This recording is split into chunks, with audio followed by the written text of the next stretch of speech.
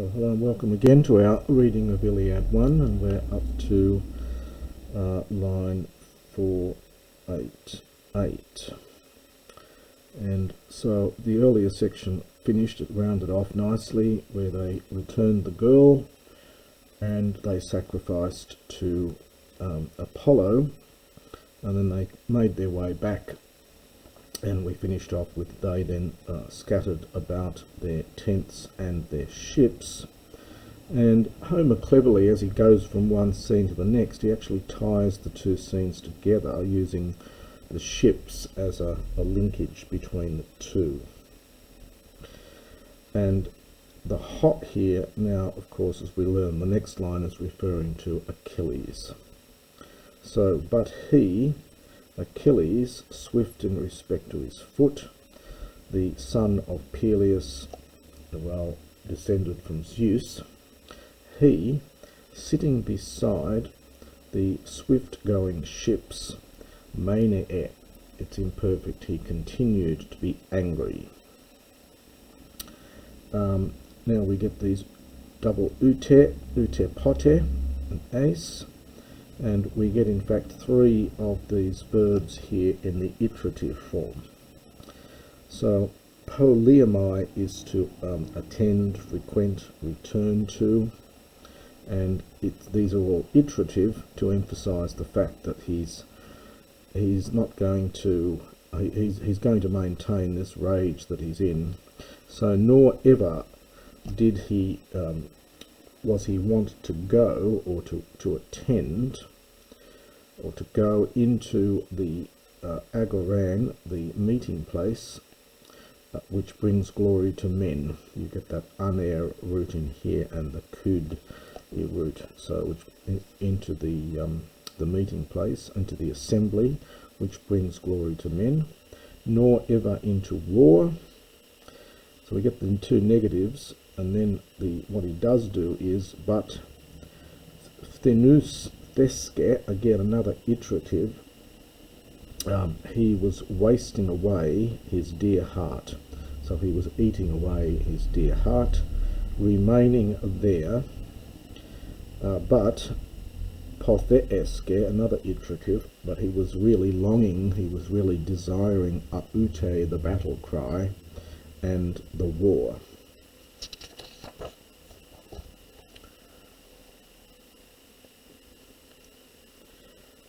Oh, but when, in fact, the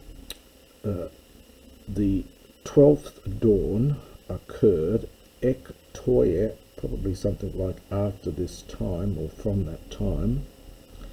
So, in other words, inclusive counting, so it's 11 days later, is what he's saying here, but he does it so beautifully and poetically. So, but when the 12th dawn had come after this, at that time, the gods, Ian Eontes, being forever, that's Homer's way of saying the eternal gods, the gods who live forever. Isan is imperfect from Amy Ibo. So they were going back to Olympus. Remember, they'd been off on a holiday somewhere, and now they're going back to Olympus. All of them together. Zeus Arche. Now this is from Archo, it could mean Zeus was ruling them, but possibly Zeus was leading the way, I think is probably better translation here. And Thetis did not forget the ephetmion, the injunctions of her son, so personal adjective here. But she, in fact, Anna Dusatai Kuma. Well, she arose up from the wave of the sea. We'd expect a genitive here, but we don't get one. So it's something like she arose from the wave of the sea, and she now Aerie is, well, it's not clear exactly what this means here. It may mean early in the morning, or it might mean she was connected with this word for air. She was clad in mist. but she went up to great heaven and Olympus. Clad in mist would be probably nicer here, and would agree with the feminine here. So she, clad in mist, she went up to great heaven and to Olympus, and she found the wide-eyed son of Cronos, i.e. Zeus, Hymenon, sitting, the arter plus the genitive apart from the others, and he was sitting on the highest peak of Olympus Polyderidas with its many ridges. And accordingly she sat in front of him, Kai Labe from Lambano, this is the aorist here but without augment, she took hold of his knees, Skye with her left hand, but with her right hand, the hupa is a preverb, I think, with the helusa, so this is she raised it under his, so she placed it under his antherios. So antherion is a chin, so under his chin, praying to him, so beseeching him, she addressed Lord Zeus, son, the Cronion, the son of Cronos, the Croniona. And she says, Zeus pater, Father Zeus, if once, now the on nesa is from on ninemi, to give benefit to. So if ever I benefited you among the immortals, either epe is dative from epos, a word, so either by word or deed, fulfill this for me. Fulfill this prayer for me. Fulfill this prayer for me. Honour my son, honour the son for me. So honour my son. Hos, who, eplet from pelamai, this is just like the verb to be, literally who was the most short-lived of all. So a superlative here. It's the one with the swiftest death, swiftest doom, so hence short-lived. Ater, but now Agamemnon, lord of men, in fact, Artemeson dishonours men for out on him.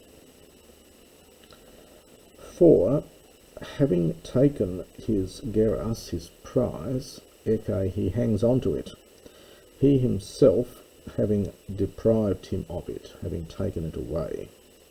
Of course, as we know, it's not exactly what happened. But you, Terson, is as an imperative from Tino, get vengeance for him. Wily Zeus the Olympian, these are vocatives here. Now we get Tophra and Ophra. So until, and then until such a time as is the construction here. Tophra, Ophra. The tithe here is an imperative from tithemi. So it's literally place or give power, and the epi goes with the, is a preverb with the tithemi. So give power to the Trojans. So until such a time as the Achaeans would honour my son, and the Othello here in the sense of magnifying or increase, and to increase him, het for auton, time with honour. So it's give power to the Trojans until such a time as the Achaeans honour my son, and they increase his time, his sense of respect, his honour. or perhaps increase him with honour. And that's probably a good place to stop there.